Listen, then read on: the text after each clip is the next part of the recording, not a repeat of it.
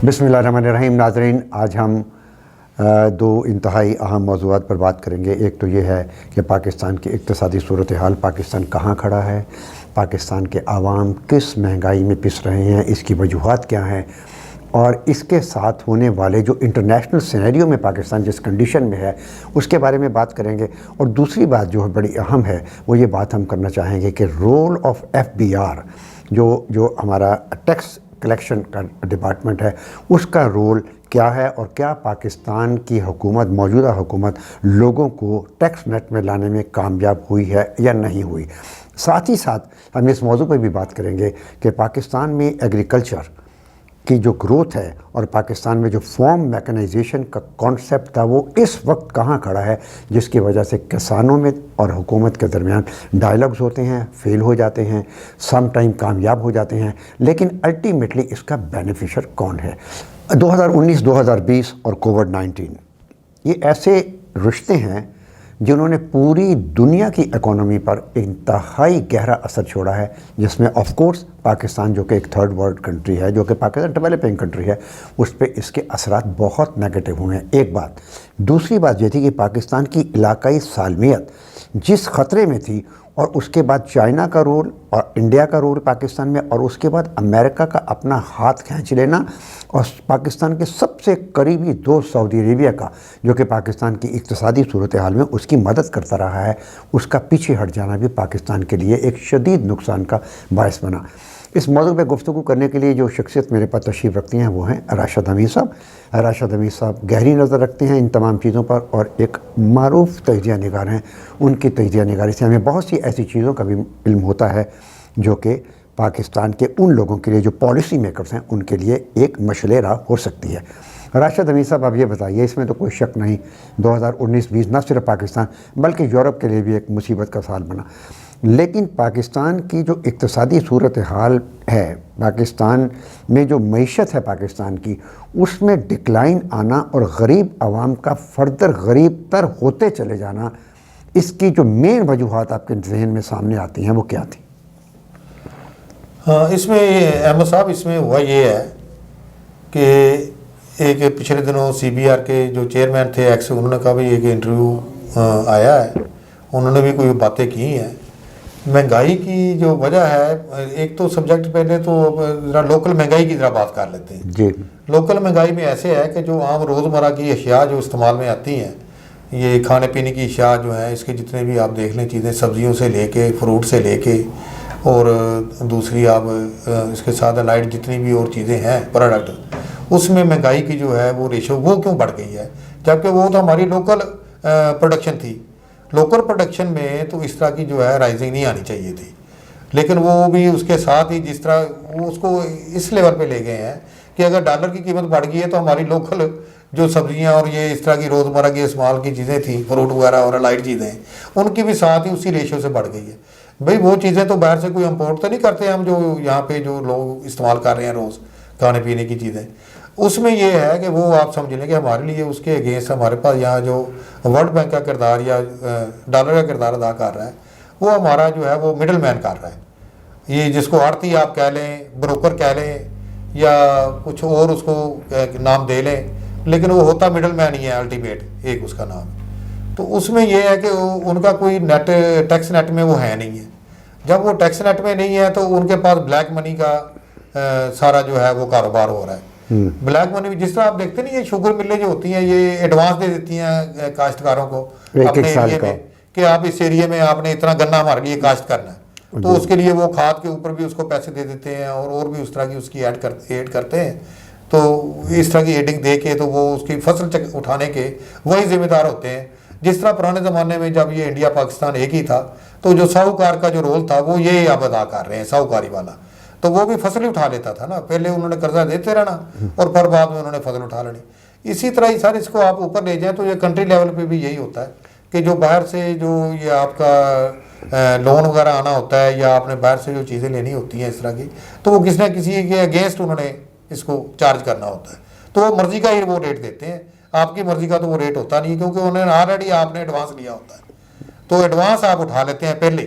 आपने दो बातें की।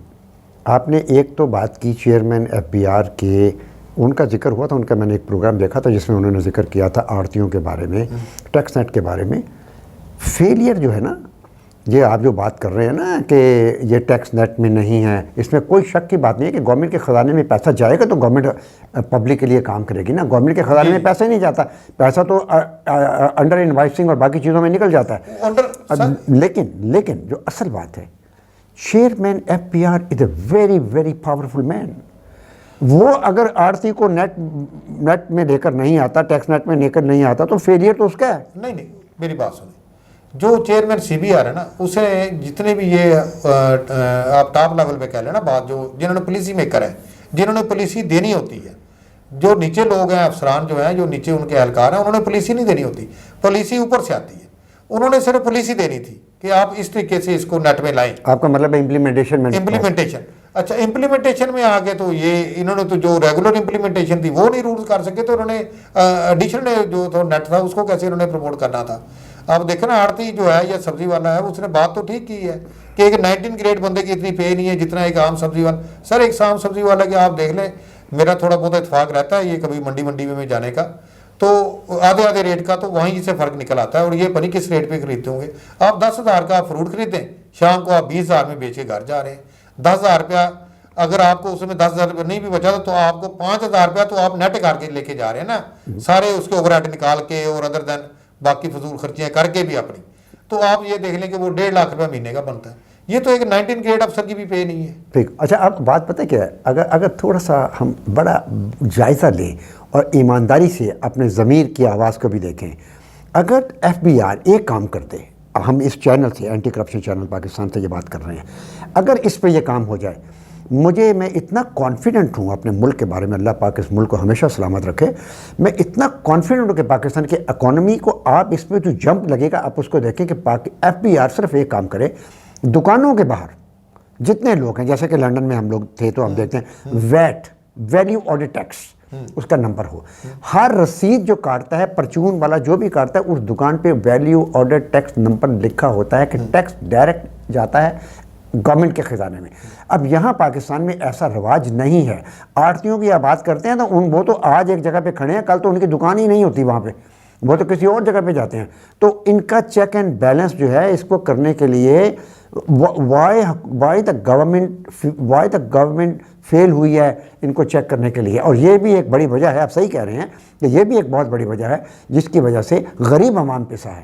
انڈے کی قیمت آپ دیکھ لیں، یہ بھی وہی فکس کرے گا. مرغی کی قیمت آپ کوئی روزمرہ کے استعمال کی چیزیں دیکھیں آپ. اب دیکھیں نا، وہ 19 والا تو 15-20 ہزار ٹیکس دے رہا ہے، اس کا حکومت کاٹ کے اس کو دیتی ہے پے، اس کا وہ ٹیکس نیٹ میں نہیں ہے. ایون جہاں سے وہ مال سے پرچیز کر رہا ہے وہ بھی نیٹ میں نہیں ہے. اور کہیں پہ کوئی ان کے اپنے کھاتے ہوتے ہیں جو میرے خیال میں شاید وہی پڑھتے ہوں گے یا کیا کرتے ہوں گے. یہ سارا نیٹ اس حکومت نے کوشش کی ہے، عمران خان صاحب نے بھی کوشش کی ہے، اور اوپر جنہوں نے پالیسی دی ہے انہوں نے بھی کوشش کی ہے. لیکن بات یہ ہے کہ جو نیچے جو سارا نیٹ پچھلے یہ رواج آ رہا ہے اور جو سسٹم ڈیولپ ہو چکا ہے، اس کو یہ بریک تھرو نہیں ہو سکے. وہ اس کی وجہ سے الٹیمیٹ یہ ہوا کہ عمران خان صاحب کیا اس میں فیلئر ہو گیا. انہوں نے مان لیا، انہوں نے کوشش بھی کی کہ جناب اس کو اس طرح کر دیں، اس طرح کر دیں. ان کو 1000 آپشنیں اور بھی دیں، فیسیلیٹیشن کرنے کی بھی کوشش کی، لیکن لوگ پھر بھی نیٹ میں نہیں آئے. الٹیمیٹلی حکومت کا یہ ملازمین جو تھے، جو کرپٹ لوگ تھے سارے، انہوں نے اس کا فیلئر کی طرف لے گئے. اچھا اب ایک اور بات، جو رول آف اپوزیشن ہوتا ہے نا پوری دنیا میں، آپ دیکھ لیں، اب امریکہ میں دیکھ لیں، ٹرمپ اور آپ کے سامنے الیکشن میں جو کچھ واقعہ ہوا، لیکن ultimately the day gonna come when you will see Trump اپنے پریزیڈنٹ کے ساتھ کھڑا ہوگا، اپنی قوم کے ساتھ کھڑا ہوگا. پاکستان میں جو اپوزیشن کا رول ہے نا، اس پاکستان میں اس موقع پر جب کہ پاکستان کو علاقائی سالمیت کے خطرات کا، چیلنجز کا سامنا ہے، پاکستان کو جو ڈیپتھ ہے، پاکستان نے جو قرضہ دینا ہے، انٹرنل ایکسٹرنل جو ہمارے پہ قرضہ ہے، اس کے جو مسائل پیش آ رہے ہیں، اس میں آپ دیکھیں کہ جو رول آف اپوزیشن کہیں نظر نہیں آتا کہ ہم آپ کے ساتھ کھڑے ہیں، ہم آپ کے لیے مدد کریں گے. تو یہ تمام کی تمام چیزیں جو حکومت کے لیے مسائل کا باعث بھی بن رہی ہیں. تو اس لیے ہم حکومت میں ساری بات نہیں کہہ سکتے. حکومت میں تو کوئی شک کی بات نہیں ہے کہ حکومت کا فیلئر یقیناً اپنی جگہ پہ ہے، لیکن رول آف اپوزیشن کے بارے میں آپ بتائیے کہ at this present stage in this prevailing situation when the Pakistan is going down economically اور پاکستان کا عوام پستا ہی چلا جا رہا ہے، اپوزیشن کا رول کیا ہونا چاہیے؟ اپوزیشن ہے، آپ یہ دیکھیں کہ یہ اپوزیشن جو اب چل رہی ہے عمران خان صاحب کے دور میں 2-2.5 سال سے، کسی اپوزیشن کے لیڈر نے آج تک یہ کوشش کی ہے کہ جناب علی یہ جو ہے نا آپ ٹیکس نیٹ میں آئیں اور آ کے تو یہ پاکستان کی بہتری کے لیے کسی لیڈر کی میں نے زبان سے میں نے آواز نہیں سنی کہ یہ لوگوں کو کوئی اچھی بات بھی کریں اور ملک کی ڈیولپمنٹ کے لیے کوئی بات کریں. یہ صرف اپنے پوائنٹ سکورنگ کے چکر میں اور ان کو کس طریقے سے ریپلیس کریں. اصل میں پرابلم یہ ہوتا ہے کہ یہ جو اپوزیشن ہے یہ سارا تو ہے نا یہ کھاؤ پیو گروپ ہے اور پاور رکھنا چاہتے ہیں، پاور ہنگر ہے اور منی ہنگر ہے، یہ وہ لوگ ہیں. تو یہ اپنے انٹرسٹ کے لیے صرف یہ کوشش کرتے رہتے ہیں کہ یہ جلدی چلے جائیں تاکہ 5 سال سے پہلے ہماری دوبارہ ٹرم آ جائے اور ہم پھر وہی لوٹ مار شروع کر دیں اور وہی اپنا جو ہے وہ پیٹ بھرنا اور خزانہ بھرنا شروع کر دیں ذاتی. یہ اس وجہ سے یہ مخالفت کرتے ہیں. کسی بھی اپوزیشن کو آپ نے دیکھا ہے آج تک، یہ جو 2.5 سال سے تو اسپیشلی دیکھتے ہیں کہ انہوں نے کوئی ڈیولپمنٹ کی بات کی ہو، کوئی عوام کو ٹیچ کرنے کی بات کی ہو کہ یہ اخلاقیات ہیں، یہ نارمز ہیں، آپ ان کے ساتھ چلیں. دیکھیں چیزیں جو ہوتی ہیں وہ پالیسیز جو ہوتی ہیں وہ مستقل ہوتی ہیں، پالیسیز نہیں چینج ہوتی ہیں، حکومتیں آتی رہتی ہیں، چہرے بدلتے رہتے ہیں، لوگ بدلتے رہتے ہیں. کبھی آپ نے دیکھا ہے کہ کسی یورپ یا ڈیولپ کنٹری کی کبھی پالیسیز چینج ہو گئی ہوں؟ وہ وہی رہتی ہیں جو عوام کی ویلفیئر کی. نہیں نیشنل انٹرسٹ میں ہو جاتی ہیں. نیشنل انٹرسٹ میں آپ کو بہت کوئی دیکھیں فورن سروسز جو ہوتی ہے نا، یہ کسی کی دوست نہیں، کوئی دوست نہیں ہوتا. دوست صرف نیشنل انٹرسٹ ہے. اگر پاکستان کا انٹرسٹ چائنا کے ساتھ ہے تو پاکستان چائنا سے ڈیل کرے گا، امریکہ کے. یہ تو بڑی سیدھی سی بات ہے. اور آپ نے دیکھا، آپ نے ابھی دیکھا کہ رشیا پاکستان کی طرف آیا، آپ نے دیکھا چائنا پاکستان کی طرف سے آیا، آپ نے دیکھا ٹرکش پاکستان کی طرف سے آیا. لیکن ایٹ دا سیم ٹائم آپ نے دیکھا کہ پاکستان 72 ایئرس جو پاکستان کے دوست ہیں، they drift away from Pakistan for the national. لیکن پاکستان کی جو اپوزیشن تھی ان کو چاہیے تھا کہ وہ حکومت کے شانہ بشانہ کھڑے ہوتی. اس میں حکومت کا بھی پرابلم ہے کہ حکومت نے اپوزیشن پہ بہت سے ایسے کیسز بنائے جو ان کو نہیں بنانے چاہیے تھے. میرا خیال میں کہ عمران خان صاحب کو جو ان کے مشیر تھے انہوں نے صحیح مشورے نہیں دیے، جس کی وجہ سے ان سے بھی بہت سے کام جو تھے وہ بہت جلد بازی میں ہو گئے. لیکن ایٹ پریزنٹ ہم یہ پوچھنا چاہیں گے آپ سے کہ آپ یہ بتائیے کہ ان حالات میں آپ کو مستقبل میں یہ جو فیبروری مارچ، یہ 2 ماہ جو آ رہے ہیں، اس میں پاکستان پہ ایک بہت خوفناک وقت اللہ تعالیٰ کبھی نہ لائے. میں پھر یہ کہوں گا IMF والا کیس آپ کو پتہ ہے سارا کہ IMF کیا کرنے جا رہا ہے پاکستان کے ساتھ. اگر یہ ہمیں ریلیکسیشن مل جاتی ہے تو پھر تو ہم فارورڈ آگے آئیں گے. اگر نہیں ملتی تو پاکستان کی صورتحال کیا ہوگی؟ اس سلسلے میں ہمیں کیا اسٹریٹجی اپنانی چاہیے؟ اس میں دیکھیں جی، عمران صاحب نے یہ ایک بات بڑی کلیئر کی ہے، پیم صاحب نے، کہ یہ ایک فیملی ہوتی ہے، یہ گھر ہے. پاکستان جو ہے یہ ہمارا ایک گھر ہے. جس طرح گھر کا نظام چلتا ہے اسی طرح ہی یہ نظام بھی چلے گا. بات یہ ہے کہ آپ اپنے گھر میں جب ڈسٹرب ہوں گے، جب گھر میں ہی فساد ہوگا تو پھر کسی اور سے آپ خیر کی توقع کیسے کر سکتے ہیں؟ اسی لیے یہ خیر کی توقع والے تو یہ ہے نہیں.